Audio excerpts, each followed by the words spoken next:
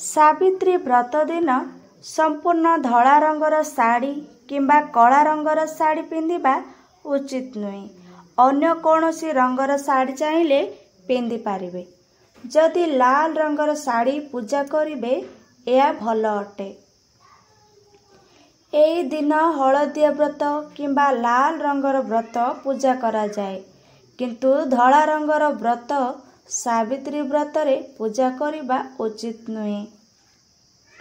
असुस्थ थिबा नारी किंबा गर्भवती नारी माने खाई पी व्रत रखि पारिबे, नचेत शिशु उपरे अधिक प्रभाव पड़ी थाए।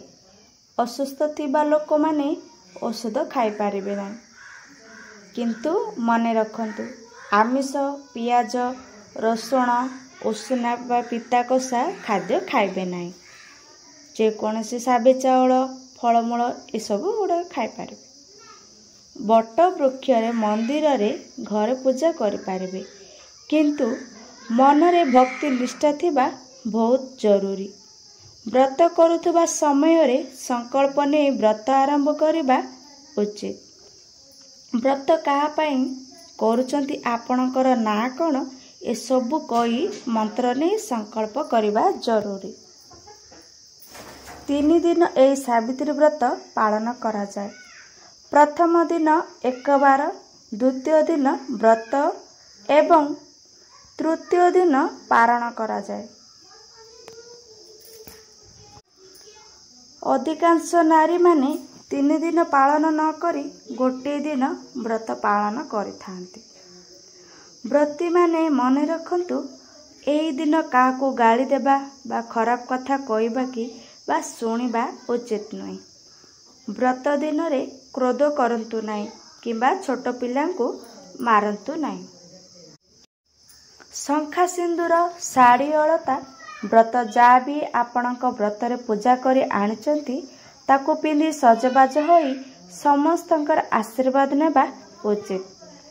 जदि स्वामी शंखा सिंदूर पिंधि देबे ताहेले यह अधिक शुभ होइथाए। एही दिन किंबा कौनसी व्रत दिन समय सहिबे नाही किंबा खराब कथा भाबिरी खराब कथा कहबे नाही।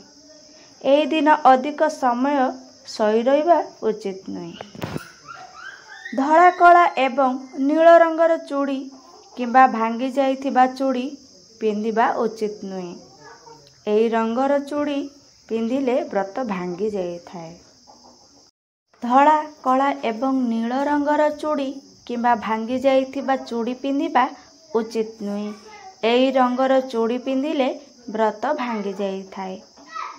एही दिन जहाँ भी पूजा करिबे भंगा पुराणा महिला जिनिस हेबा उचित नुहे।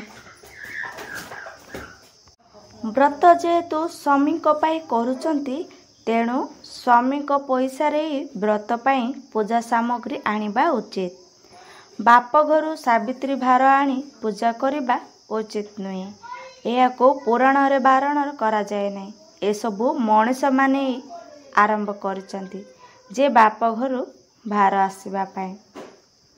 सामान्य व्रत बोली भाभी नारी माने केश नख काटी थांती। यह पाप होइथाए। आपणक निकट रे भविष्यत रे आपणकर असुविधा होई पारे, निहाती मने रखंतु। एही दिन घरे मिठा जिनिस अवश्य बनेबा उचित एवं भोग लगेबा उचित।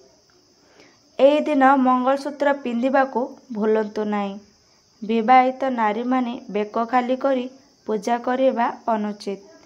किछि ना किछि बेकरे धारण करी पूजा करंतु। व्रत दिन व्रतरे 7टी गंटी करी डाण हाथरे कौणी ऊपर को व्रत पिंधिबा उचित एवं परदिन व्रत को जलरे उजेबा उचित। केवल व्रत रखिले व्रतर फल प्राप्त होई न थाए। जदि आपण स्वामी को मानु नाहंती तांको कटु कथा कहउचंती ताले ए व्रत खंडित होई थाए। सावित्री व्रत दिन माँ सावित्री लक्ष्मी नारायण एवं शंकर पार्वतींकर पूजा करा जाए। धर्मराज बा जमंकर पूजा मध्य एही व्रतरे करा जाई पारिबो। ଏହି ଦିନରେ ଫଳ ଆହାର କରି ବ୍ରତ କରିବା ଉଚିତ। ଶାଗୁପଣା ବା ଗଜାମୁଗ ବୁଟ ଆଦି ଖାଇ ପୂଜା କରିପାରିବେ। ଏହି ବ୍ରତରେ ବ୍ରାହ୍ମଣଙ୍କ ଦ୍ୱାରା ପୂଜା କରିବା ଉଚିତ। ଘରେ ପୂଜା କରନ୍ତୁ କିମ୍ବା ମନ୍ଦିରରେ କିମ୍ବା ବରଗଛ ମୂଳରେ, କିନ୍ତୁ ବ୍ରାହ୍ମଣଙ୍କ ଦ୍ୱାରା ପୂଜା କରାଇବା ଉଚିତ। ବ୍ରତ ଦିନରେ କାହାକୁ ମାରନ୍ତୁ ନାହିଁ, କାହାର ଅପମାନ କରନ୍ତୁ ନାହିଁ, କାହାର ନିନ୍ଦା ଉପହାସ କରନ୍ତୁ ନାହିଁ, କାହାକୁ ଗାଳି ବି ଦିଅନ୍ତୁ ନାହିଁ। ଏହିସବୁ ନିହାତି ମନେ ରଖନ୍ତୁ। ଆଶା କରୁଛି ଆପଣମାନଙ୍କୁ ମୋ ଭିଡ଼ିଓଟି ଭଲ ଲାଗିଥିବ। ଯଦି ଭଲ ଲାଗିଥିବ ଲାଇକ୍, ସେୟାର, ସବସ୍କ୍ରାଇବର କରନ୍ତୁ।